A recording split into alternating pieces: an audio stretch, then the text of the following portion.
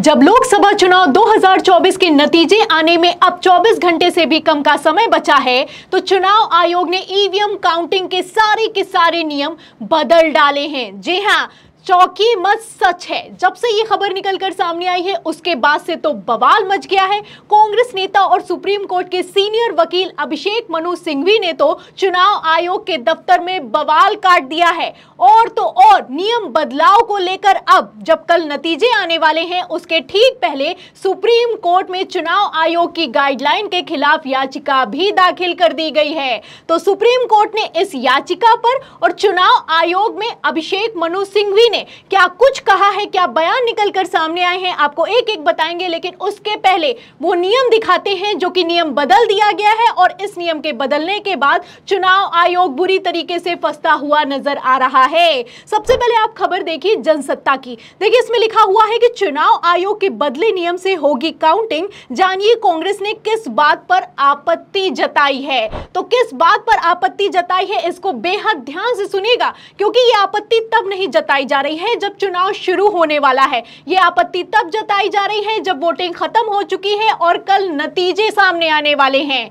तो चुनाव आयोग के किस नियम के बदलाव को लेकर कांग्रेस ने क्या कहा है, एक एक बात को ध्यान से सुनेगा।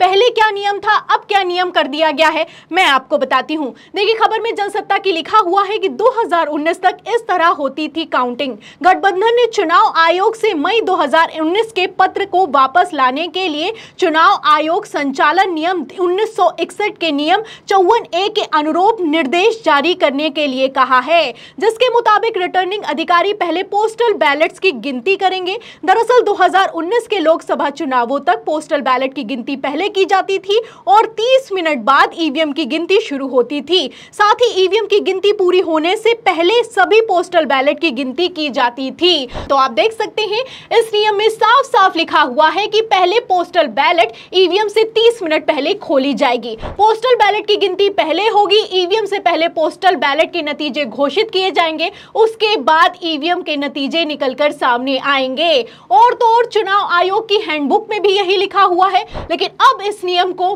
बदल दिया गया है। और बदल कर क्या किया गया है आगे सुनेगा। फरवरी 2019 में काउंटिंग एजेंटों के लिए चुनाव आयोग की हैंडबुक में कहा गया है कि किसी भी परिस्थिति में पोस्टल बैलेट की गिनती को अंतिम रूप देने से पहले ईवीएम की गिनती के नतीजे घोषित नहीं किए जाने चाहिए। वहीं नए नियम के अनुसार अब पोस्टल बैलेट की गिनती ईवीएम की गिनती से 30 मिनट पहले शुरू होती है, लेकिन इसे ईवीएम से पहले पूरा करना जरूरी नहीं है। तो आप देख सकते हैं अब गिनती भले ही आप पोस्टल बैलेट की 30 मिनट पहले शुरू कर दे ईवीएम से, लेकिन इसके नतीजे ईवीएम से पहले देना जरूरी नहीं है।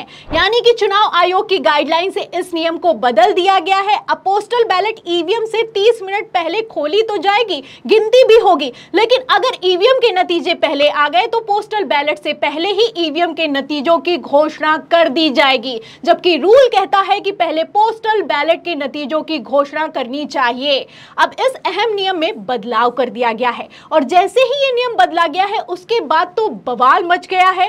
कांग्रेस पहुंची है चुनाव आयोग के दफ्तर, वहां पर इंडिया गठबंधन ने कई सवाल खड़े किए हैं और यहां पर सुप्रीम कोर्ट के सीनियर वकील अभिषेक मनु सिंघवी ने तो धज्जियां उड़ाकर रख दी हैं। तो क्या कहना है अभिषेक मनु सिंघवी का, पहले ये बयान सुनिए, फिर सुप्रीम कोर्ट ने इस याचिका पर क्या जवाब दिया है उस पर आते हैं। पहले आप पोस्टल बैलेट की गिनती शुरू करिए, उसके कुछ समय बाद आप ईवीएम की गिनती शुरू कर सकते हैं, लेकिन और ये बहुत अहम बात है, आप ईवीएम की गिनती खत्म नहीं कर सकते या परिणाम का अंत नहीं कर सकते जब तक पोस्टल बैलेट का पूरा रिजल्ट गणना के बाद घोषित न हो जाए।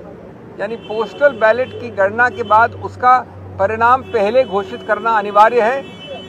और अगर आप अंत तक पहुंच गए हैं ईवीएम में तो उसको रोकिए जब तक पोस्टल बैलेट का आप परिणाम घोषित न करें। इसके बावजूद, और ये हमारी याचिका है, ये हमारी कंप्लेंट थी आज चुनाव आयोग से, चुनाव आयोग ने गाइडलाइंस द्वारा इस स्टैट्यूटरी रूल नियम को बदला है। वो नहीं किया जा सकता कानून में, गाइडलाइंस द्वारा किसी रूल को नहीं बदला जा सकता। उन्होंने गाइडलाइंस द्वारा जो पुरानी गाइडलाइंस थी 2019 वाली जो मैंने बताई अभी आपको, उसको हटा दिया है, उसको निरस्त कर दिया है और इसका बड़ा सरल और सीधा परिणाम ये होता है कि ईवीएम की पूरी गणना हो जाए अंत तक, तब तक भी पोस्टल बैलेट की निर्णय की घोषणा करना अनिवार्य नहीं रहा है। अब हमारे को पता है कि कई बार ऐसा हुआ है कि पोस्टल बैलेट के आधार पर निर्णय उत्तर से दक्षिण हो गया है, पूर्व से पश्चिम हो गया है। इसीलिए ये प्रावधान बनाया गया था, यही इसका औचित्य है। इसलिए ये अति आवश्यक है कि आप कानून के अंतर्गत एक गाइडलाइन द्वारा नियम को नहीं बदल सकते। तो सुना आपने, सुप्रीम कोर्ट के सीनियर वकील हैं, हर एक रूल को अच्छे से समझते हैं और अच्छे से समझाया भी है। उनका कहना है कि रूल कहता है कि पहले पोस्टल बैलेट के नतीजों की घोषणा की जानी चाहिए। पोस्टल बैलेट पहले खोले जाते हैं, उनकी गिनती पहले होती है। ईवीएम से पहले पोस्टल बैलेट के नतीजे की घोषणा की ही जानी चाहिए। ऐसा हो नहीं सकता कि ईवीएम के नतीजे पहले घोषित कर दिए जाएं, पहली बात। और दूसरा उनका यह कहना है कि अगर मान भी लीजिए कि ईवीएम की गिनती पहले पूरी हो जाती है तो उसको रोक देना चाहिए। पहले पोस्टल बैलेट को गिना जाना चाहिए, उसके नतीजे सामने आने चाहिए, उसके बाद ईवीएम के नतीजे सामने आने चाहिए।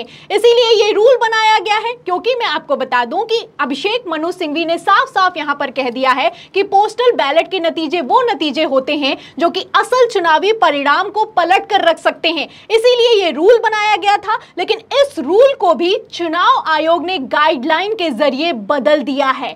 आखिर किसने कहने पर यह रूल को बदला गया है, सवाल खड़ा होता है। पूरे चुनाव में निकम्मा साबित हो चुका चुनाव आयोग इस सवाल पर भी जवाब देने के लिए तैयार नहीं है और मुंह में दही जमाए बैठा है। आप देख सकते हैं कल जब काउंटिंग होने वाली है उसके ठीक पहले खेला चल रहा है और यह खेला कितने चरम पर चल रहा है। अभिषेक मनु सिंघवी ने साफ साफ कह दिया है कि पोस्टल बैलेट की गिनती अनिवार्य है, पहले अनिवार्य है और यह भी अनिवार्य है कि नतीजे भी पहले घोषित कर दिए जाएं। तो पोस्टल बैलेट अपने आप में कितना इंपॉर्टेंट होता है आप अभिषेक मनु सिंघवी के बयान से अंदाजा लगा सकते हैं। लेकिन फिर भी चुनाव आयोग ने तो अब इतनी ढिलाई दे दी है इस नियम में कि अगर अटेस्टिंग ऑफिसर पोस्टल बैलेट पर मोहर तक नहीं लगाता है फिर भी उस पोस्टल बैलेट को वैध मान लिया जाएगा। अब इसी को लेकर सुप्रीम कोर्ट में याचिका दाखिल की गई है और सुप्रीम कोर्ट में याचिका दाखिल करते हुए वाईएसआर कांग्रेस का कहना है कि जो कुछ चल रहा है वो गलत है और पोस्टल बैलेट के नियमों में इस तरीके की ढिलाई नहीं करनी चाहिए। खबर आप देखिए लाइव लो हिंदी की, इसमें लिखा भी हुआ है कि वाईएसआर कांग्रेस ने आंध्र प्रदेश में डाक मतपत्रों की गिनती के नियमों में ढील को चुनौती देते हुए सुप्रीम कोर्ट का रुख किया है और सुप्रीम कोर्ट में साफ साफ कहना है कि हाई कोर्ट ने तो हमारी याचिका को खारिज कर दिया है लेकिन सुप्रीम कोर्ट को इस पर सुनवाई करनी चाहिए, तत्काल सुनवाई करनी चाहिए क्योंकि पोस्टल बैलेट इंपॉर्टेंट होता है और पोस्टल बैलेट को अटेस्टिंग ऑफिसर के बिना अटेस्ट किए कैसे स्वीकार किया जा सकता है। इस पर सुप्रीम कोर्ट ने क्या कहा है, याचिका में क्या लिखा है, ध्यान से सुनेगा। देखिए हिंदुस्तान की खबर में लिखा है कि सुप्रीम कोर्ट में फाइल याचिका में कहा गया है कि पार्टी की याचिका के फायदों के बारे में हाईकोर्ट ने विचार नहीं किया।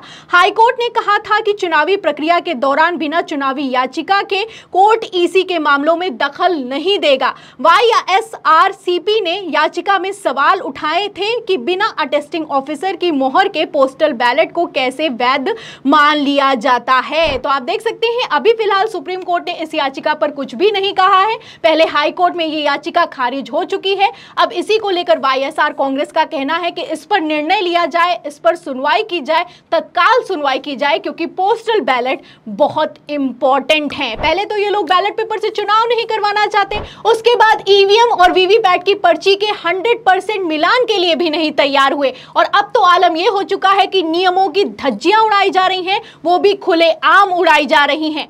आपको बता दें जहां कल नतीजे निकलकर सामने आने वाले हैं वहीं उसके ठीक पहले रुझान आने शुरू हो गए हैं। पहले एग्जिट पोल आए और अब आप देख सकते हैं कि किस तरीके से चुनाव आयोग गाइडलाइन को बदल रहा है।